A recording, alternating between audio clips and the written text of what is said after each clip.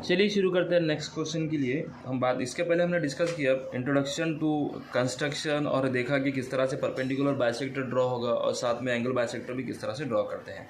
फिर हमने कोशिश किया कि प्रैक्टिस सेट नंबर 4.1 जो है उसका पहला क्वेश्चन किस तरह से कंस्ट्रक्ट किया जाए। बट बात चली सिमिलर ट्रायंगल्स के बारे में, तो मैंने आपको ये भी बताया कि भाई टू ट्रायंगल सिमिलर है तो उसका डेफिनेशन क्या होता है, और इजी टू अंडरस्टैंड के लिए मैंने आपको याद रखने के लिए कहा था कि देयर आर टू डेफिनेशंस हैं, उसकी एक एंगल वाली एक साइड वाली। सो लास्ट तक बने रहिए, आप इंजॉय ही करेंगे और बहुत कुछ सीखेंगे। चलिए बढ़ते हैं आगे। यहाँ पे एक ट्रायंगल देखिए, जो सेकंड वाला क्वेश्चन है ये देखिएगा, triangle P Q R is similar to triangle L T R, triangle L T R, ठीक है ना। जैसे पहले ट्रायंगल में ए बी सी का लेंथ दिया था और आपको बोल रहा था कि ए बी सी और एल एम एन दोनों आपको ट्रायंगल फाइंड आउट मतलब कंस्ट्रक्ट करने हैं, और साथ में क्या किया था, बी सी और जो एम एन है इसका जो रेशियो दे के रखा था। सेम टाइप ऑफ ट्रायंगल आपको नीचे भी मिलेगा सेकंड वाले क्वेश्चन में, P Q R is similar to triangle L T are.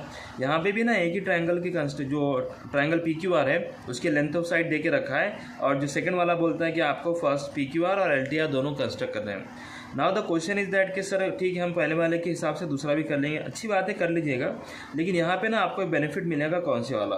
First of all before going to construct और before going to start we have to observe the given vertices, given names of the triangles whatever we have to construct. यहाँ पे देखिएगा triangle A B C और triangle L M N, ये A B C तीनों vertices अलग अलग है, किससे, एल एम एन ये तीनों से बराबर।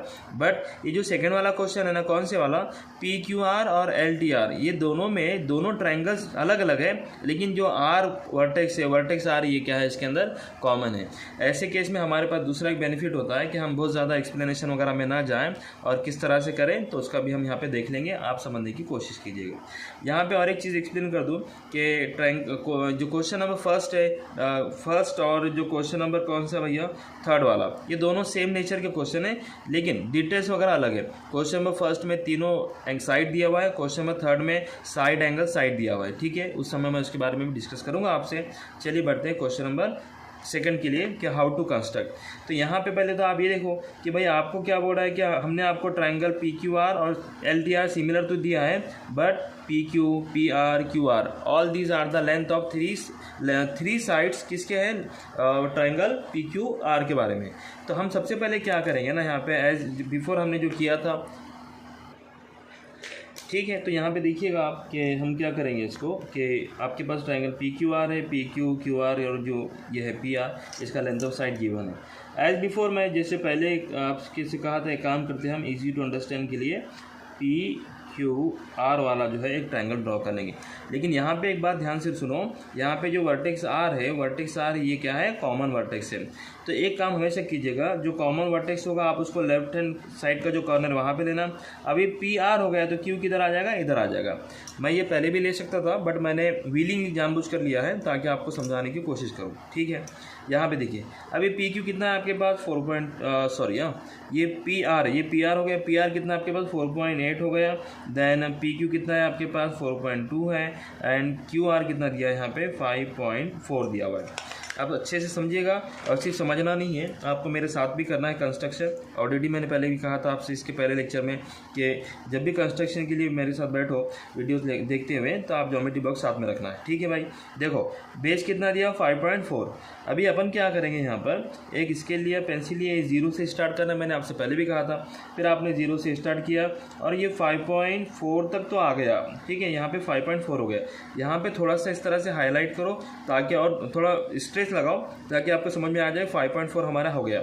फिर आगे क्या करना है, मैं जो बता रहा हूँ, जहाँ पे कॉमन वर्टेक्स दिखेगा आपको, कोई भी कॉमन वर्टेक्स हो, तो जितना दिया उतना लेना तो है, लेकिन उससे थोड़ा ज़्यादा और आपको एक्सटेंड करना है, लेना है। लेकिन देखो यहाँ पे होपफुली आपको वीडियो में भी दिख रहा होगा कि यहाँ पे मैंने थोड़ा ज़्यादा हाईलाइट किया है, तो इससे क्या पता चलेगा कि अपने को क्या लेना है, ठीक है।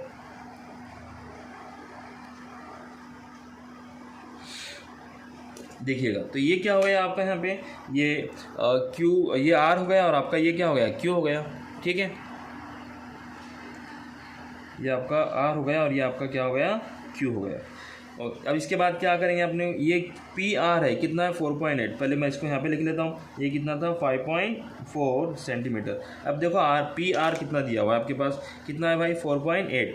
अब आपको क्या करना है, जैसे हमने इससे पहले वाले आंसर में किया था, अब यहाँ पे आपने कंपास लिया है, यहाँ पे 0 पे फिक्स किया है और 4.8 मतलब ये आपका 4 और उसके आगे 8 हो गया। तो यहाँ पे फिर आपने क्या करना है, ये हो गया आपका, आपने आर पे रखा, आर पे रखकर इस तरह से आपको एक आर्क ड्रॉ करना है, पॉइंट आर पे रख के आपको इस तरह से आर्क ड्रॉ करना है। फिर पी, ये जो पी क्यू दिख रहा है कितना है 4.2 है, यहाँ पे आपने रखा, इसको फिक्स किया और यहाँ पे आपने ये ले लिया 4.2, ठीक है ना, कितना लिया आपने 4.2, दिख रहा है सबको 4.2। इसके बाद क्या करेंगे आप लोग, आपने क्यू पे रखा और यहाँ पे आपने इस तरह से ड्रॉ किया। मेरे साथ ही करते जाओ ताकि आसान और इजीली अंडरस्टूड हो जाए। और जैसे मैंने पहले कहा था, एवरी कंस्ट्रक्ट जो फिगर है आपकी, आप उसको 2, 3, 4 टाइम्स जो है कंस्ट्रक्ट करना, ताकि एग्ज़ाम के समय आपको ज़्यादा दिक्कत दुविधा परेशानी ना रहे, ठीक है ना। इतना हो गया।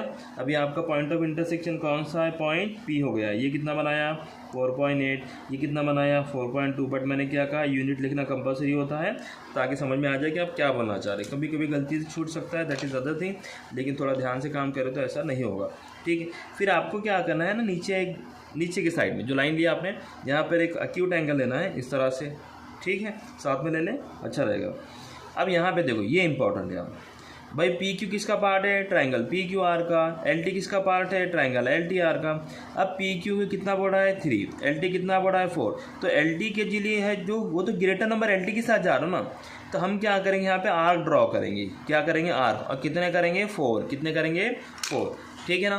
तो यहाँ पे एक बात समझ लो, आपके यहाँ पे आपने लिया, फिर से कंपास लिया और थोड़ा सा ना आपके एक थोड़ा सा मन से आपको इसको ओपन करना है और यहाँ पे पहले तो नीडल फिक्स करना है, ठीक है।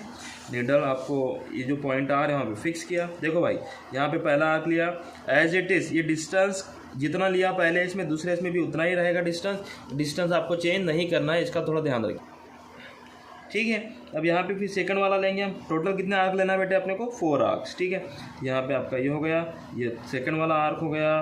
देन इसी तरह से आपने थर्ड वाला आर्क किया और इसी तरह से आपने फोर्थ वाला, सॉरी हाँ, ये थोड़ा ये हो गया, क्या बोलेंगे, सटक गया, फिसल गया, ठीक है, इस तरह से हो गया। इतना क्लियर है, तो इसका थोड़ा ध्यान रखिएगा। और यही वजह है कि पेंसिल का इस्तेमाल किया जाता है कि भाई गलती से कुछ हो जाए उसके लिए। चले, तो ये आप आर है तो इसको ना आप थोड़ी देर के लिए R1, R2, R3 और R4 बोल सकते हैं। अब यहाँ पे देखो, LT जो है किसका पार्ट है, ट्रायंगल LTR का। टोटल कितने हैं, 4 है। लेकिन अब PQ किसके लिए आया, 3, जो PQ वो 3 है। आप क्या करेंगे, 1, 2, 3, ये जो थर्ड दिख रहा ना, यहाँ से क्या करो, Q को ना आप ज्वाइन कर लेना। क्या करेंगे आप, Q को ज्वाइन कर लेंगे, तो आपने कर दिया, अच्छी बात है, ठीक है। और ये जो लिया था ना, इसको भी थोड़ा ध्यान में रखिए। ये जो आपने ड्रॉ किया था ना PQ, इसको भी थोड़ा बड़ा ही लेने का स्टार्टिंग से, ओके। मैंने यहाँ पे लेना रह गया था इसलिए अभी फिर से कर लिया। आप इसको पहले से लेने की आदत डाल देना, जिसमें जब आपको एक वर्टेक्स कॉमन मिलेगा। चले आगे बढ़े।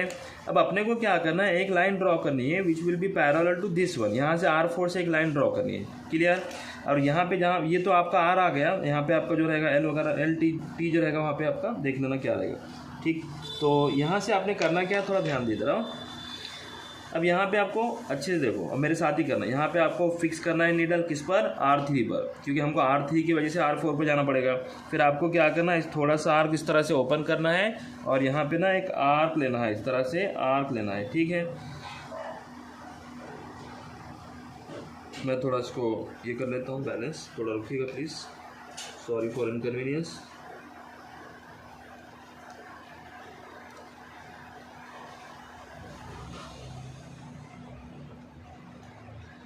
देखिएगा, यहाँ पे मैंने नीडल फिक्स किया और यहाँ पर फिक्स करने के बाद उसको एक थोड़ा सा डिस्टेंस ओपन किया और मैंने इस तरह से किया, ठीक है। अब करना, इसके बाद क्या स्टेप क्या रहेगा, आपको फिर से अब ये जो डिस्टेंस लिया, जैसे इससे पहले भी मैंने कहा था, यहाँ पे चेंज नहीं करना है, इसको एज इट इज रखना है। और ये जो R4 का आया ना हमारा, ये वाला R यहाँ पे जो दिख रहा होगा आपको, यहाँ पे आपको रखना है और फिक्स करना है। और फिक्स नहीं होने के कारण वो सटक जा रहा है बार बार, तो यहाँ पे फिक्स जब हो जाएगा वो, तो फिर आपको क्या करना है, एक आर्क वापस से इस तरह से ड्रॉ करना है। ठीक है भाई, एक आर्क आपको वापस से इस तरह से ड्रॉ करना है। अब आप क्या करेंगे, देखो ये जो आर्क ड्रॉ करें ना आपने, तो उसका ये पॉइंट और ये पॉइंट, एक पॉइंट पे नीडल रखो, एक पॉइंट पे आप क्या करोगे, इस तरह से जो आपका निप ऑफ द पेंसिल होगा वो रखोगे। क्लियर, इस तरह से। फिर आपको क्या करना है, वो उठा के ये नीडल यहाँ से उठाया, यहाँ पे रखा, अब इधर तो आपको पता नहीं कहाँ तक जाना है, उसके लिए आप क्या करोगे, यहाँ पे फिक्स करके ऊपर होल्ड करोगे और इस तरह से एक ड्रॉ करोगे। Got it. इसके बाद देखिएगा ये जो हमारा है, मैं इसको रेड पेन से कर लेता हूँ, ये हमारा पॉइंट ऑफ इंटरसेक्शन कौन है, आर है ना, R4, और ये हमारा पॉइंट ऑफ इंटरसेक्शन है जो अभी हमने ड्रॉ किया है। तो यहाँ पे देखिएगा थोड़ा इस तरह से आपको करना पड़ेगा, एक लाइन ड्रॉ करनी है जो यहाँ से दोनों पॉइंट ऑफ इंटरसेक्शन से पास हो जाए। ठीक है, तो यहाँ पे जो रहेगा आपका ये LT हो गया। ठीक है ना, ऊपर से L रहेगा, नीचे से T रहेगा, यहाँ पे R आ जाएगा, तो ये आपका क्या हो गया, T हो गया। क्या हो गया, T हो गया। L तो ऊपर आ जाएगा। अब जैसा आपने ये T लाने के लिए R3 की तरफ से आप R4 पे गए, उसी तरह से अब आपको क्या करना है, इसके पैरेलल यहाँ पे एक लाइन ड्रॉ करनी है और वहाँ पे आपका रहेगा L, ये आपका T। तो यहाँ पे कैसे जाएंगे, इसके हेल्प लेकर आप सिमिलरली वही काम करना है जो आपने ऊपर यहाँ पे नीचे केस में किया था। यहाँ पे देखिए क्या करोगे, आप एक नीडल फिक्स करोगे, फिर थोड़ा सा आपके मन से आप उसको ओपन करोगे, फिर आपने क्या करना है, थोड़ा सा यहाँ पे एक आर्क ड्रॉ करना है इस तरह से, ऐसे। ठीक है, फिर आपको उठाना है, फिर पॉइंट T पर नीडल को फिक्स करना है। देखिएगा नीडल को फिक्स करना है फिर से यहाँ पे, और फिर एक आर्क को वापस से लेना है यहाँ पे, इसको थोड़ा ध्यान से देखिए। ठीक है, इस तरह से। Got it everyone. इसके बाद देखिएगा यहाँ पर आपने क्या किया, ये डिस्टेंस देखा, ये वाला और ये वाला डिस्टेंस देखा, फिर आपको क्या करना है, ये जो लिख रहा है ना, यहाँ पे नीडल को फिक्स करना है और यहाँ पे इस तरह से ये कर लेना है। और उसके बाद आप क्या करोगे, ये जो पॉइंट ऑफ इंटरसेक्शन आया ना, वहाँ से पॉइंट T से ना इस तरह से आपको ड्रॉ करना है कि एक लाइन ड्रॉ करनी जो पॉइंट T और ये पॉइंट ऑफ इंटरसेक्शन दोनों से पास हो जाए। ठीक है, तो आपने एक लाइन ड्रॉ कर ली यहाँ पर, ये हो गया। तो अब यहाँ आपका देखो, मैं पहले ही बोला था आपको, ये T आ गया, ये R हो गया, ये आपका क्या हो गया, LTR। क्या हो गया, LTR। होप कि आपने एंजॉय किया होगा, समझा भी होगा, तो इसको अच्छे से कीजिएगा 2-3-4 बार, कुछ ना समझे तो पूछिएगा। इसके बाद देखेंगे next question. Thank you very much.